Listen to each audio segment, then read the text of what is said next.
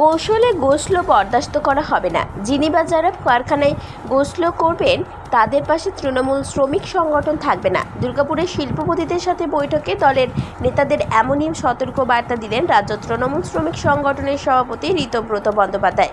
কারখানা কর্তৃপক্ষকে স্পষ্ট ভাষায় তিনি জানিয়ে দেন, মুখ্যমন্ত্রীর ধমকের ভয়ে কারখানায় কেউ বা কারা যদি গোসলো লাইন ধরে তাহলে আপনারাও আইন মোতাবেক যা করার করবেন। সংগঠন ওই নেতার বা নেতাদের পাশে থাকবে না, কারণ মুখ্যমন্ত্রী শিল্প চাইছেন, এসব বরদাস্ত করবেন না।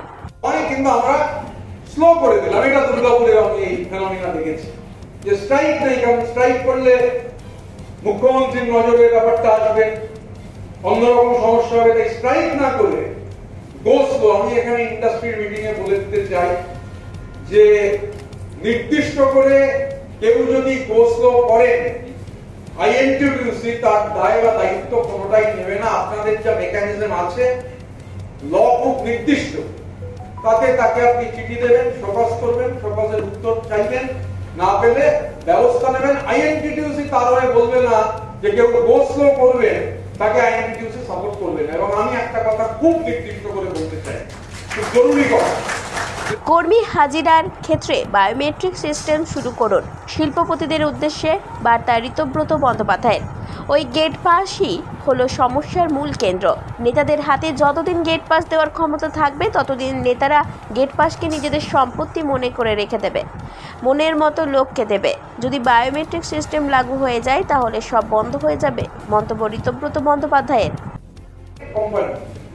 তারা নির্দিষ্টভাবে সেখানে বায়োমেট্রিক চালু করেছেন। আমার অনুরোধ, দুর্গাপুরের শিল্পাঞ্চলের যেখানে বায়োমেট্রিক নেই, বায়োমেট্রিক চালু করে দেওয়া গেলে, ফিজিক্যাল গেট পাস বন্ধ করে দেওয়া গেলে 99% সমস্যার সমাধান হয়ে যাবে। এই গেট পাস হচ্ছে বহু ক্ষেত্রে সমস্যার প্রধান।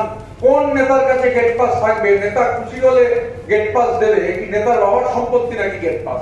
আমি ইন্ডাস্ট্রিকে অনুরোধ করব যে আপনারা যদি বায়োমেট্রিক করে দেন। এবং আমি সেদিন হলদিয়াতে আমাদের যিনি সুপারিনটেন্ডেন্ট অফ পুলিশ আছেন, খুবই তরুণ একজন আইপিএস অফিসার, তিনি বলছিলেন, এবং সেখানে ইন্ডাস্ট্রিও যে 3000 টাকার মতো খরচ পড়ে।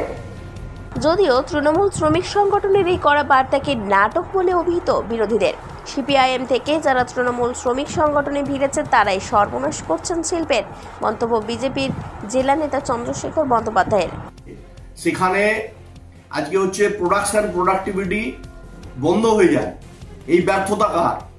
একের পর এক ছোট ছোট কলকারখানা, সেখানে হচ্ছে ইউনিয়ন লেবাররা কাজ করেন না, সেখানে হচ্ছে 80 যায় মাইনে পাই, কাজ করলে ওভারটাইম চাই, এই প্রথা তৈরি করেছেন ইনারা। আর আতুরিয়া অঙ্গদপুর জোনে চলে যান, সেখানেও বলছেন, যারা জিরো টলারেন্সের কথা বলছেন তারা বলছেন যে 12 জনের কোর কমিটিতে সিপিএম থেকে আসা লোকজন, তাদের যাদেরকে এই 12 জনের কমিটির মাথায় বসানো হয়েছে, তারা ইন্ডাস্ট্রিতে কিভাবে তোলাবাজি সিস্টেম জারি রাখতে চাইছে তার বিরুদ্ধে ইন্ডাস্ট্রিয়ালিস্টরা আজকে মানসিকভাবে ভেঙে পড়েছেন।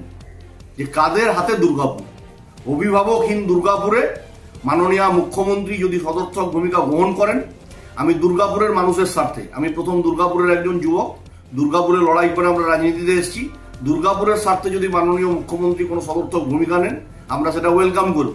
কিন্তু যদি এই 12 জনের কোর কমিটি তৈরি করে দেওয়ার নামে কারখানায় কারখানায় সিন্ডিকেট, তোলাবাজি, রাহাজানি করা হয়, জুলুমবাজি করা হয়, এর বিরুদ্ধে আমরা তীব্র আন্দোলন গড়ে তুলব।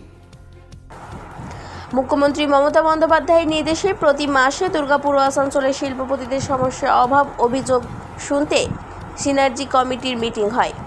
পশ্চিম বর্ধমান জেলা প্রশাসনের উদ্যোগে এই বৈঠক হয়।